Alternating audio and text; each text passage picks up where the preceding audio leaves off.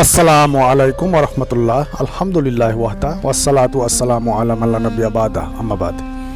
প্রিয় দর্শক, আল্লাহ সুবহানাহু ওয়া তাআলা এত দয়ালু যে আল্লাহ সুবহানাহু ওয়া তাআলার সমপরিমাণ কেউ পৃথিবীতে দয়া করে না, কেউ মায়া করে না।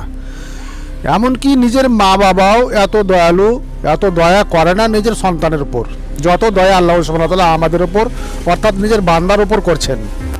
তারপরেও এত দয়ালু হওয়ার পরেও তিনি কিয়ামতের মাঠে তিন শ্রেণীর মানুষের সাথে কথা বলবেন না, তাদের প্রতি দয়া করবেন না।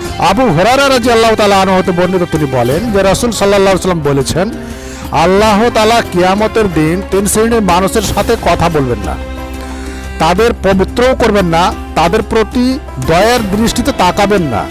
তাদের জন্য রয়েছে কষ্টদায়ক শাস্তি।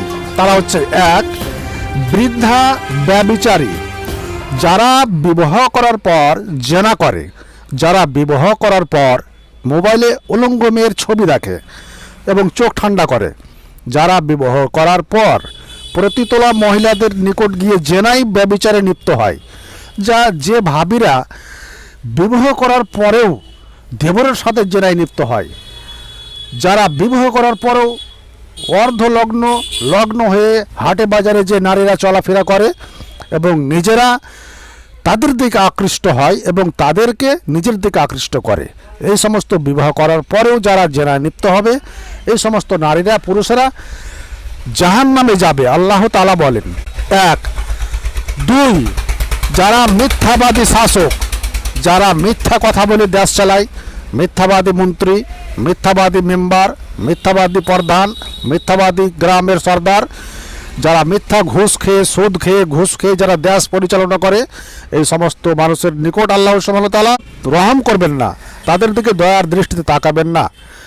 এবং তিন, অহংকারী গরিব, যারা গরিব হওয়ার পরেও অহংকার করে টাকনুর নিচে কাপড় পরিধান করে এবং সালাত আদায় করে না, নিজের মনচাহি জীবনযাপন করে, নিজের নাফসের পূজা করে, এই সমস্ত গরিবের দিকেও আল্লাহ সুবহানাহু ওয়া তাআলা দয়ার দৃষ্টিতে কিয়ামতের মাঠে তাকাবেন না।